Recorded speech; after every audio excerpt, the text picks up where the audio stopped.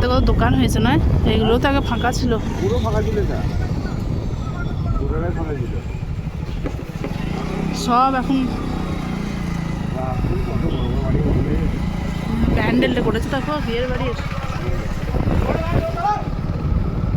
এগুলো তো একবারে ফাঁকা মাঠ ছিল। বাবারে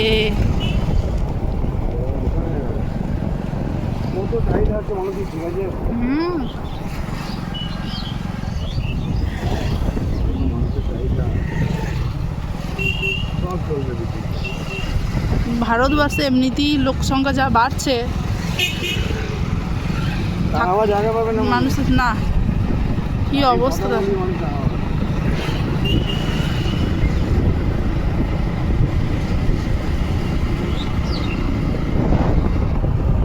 এগুলো একটা বাড়ি ছিল না।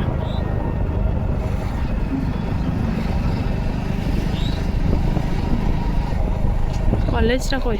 ওই দেখো কলেজটা। বাবারে কলেজটা বাবা এবারে ধুধু মাঠ ছিল নয়, হেঁটে হেঁটে যেতাম। এখানে কত ঘর হয়ে গেছে দেখ।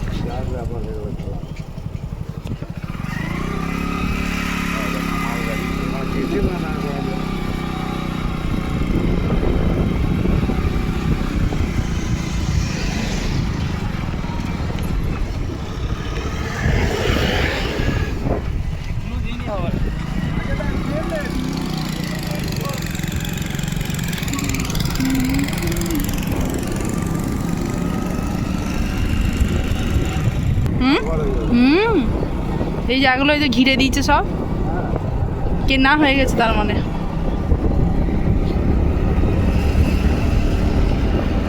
বাপরে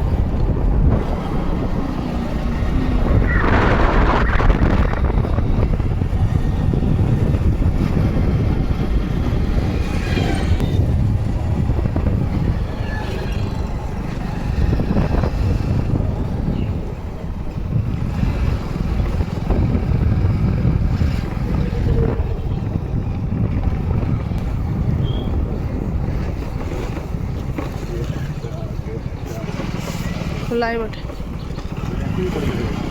করবে না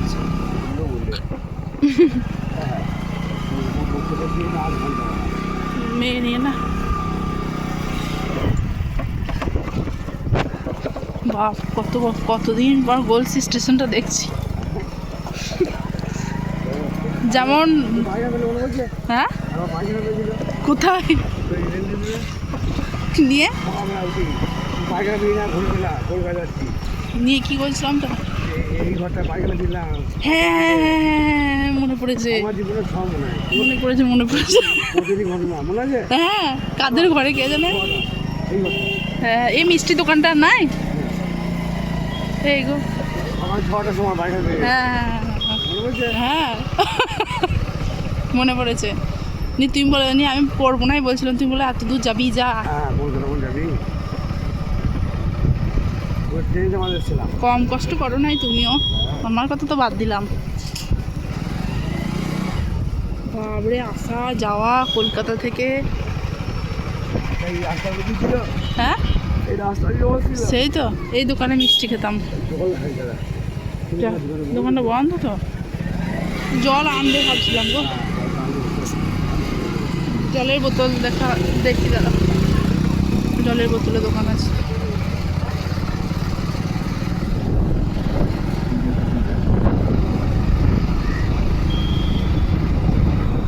দিনে ছিল তো, হ্যাঁ ছিল তো। আমার শাশুড়ি এলো।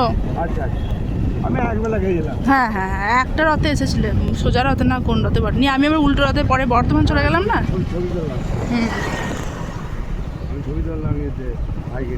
হ্যাঁ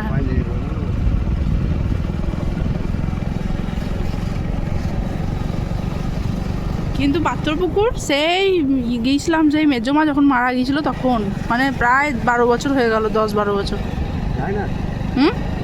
মেজর না পাথরপুকুর, সেই নিয়ে যখন নেমেছি পাথরপুকুরে কি মানে আনন্দ লাগছে, কেমন যেন একটা আনন্দ লাগছে বলে বোঝাতে পারবো না। যতই হোক নিজের ঘর গো, যত নাই চিনি আর নাই করি। এই গলিটা দিয়ে একবার পেশেন্ট দেখতে গেছিলাম। কুরকুবো।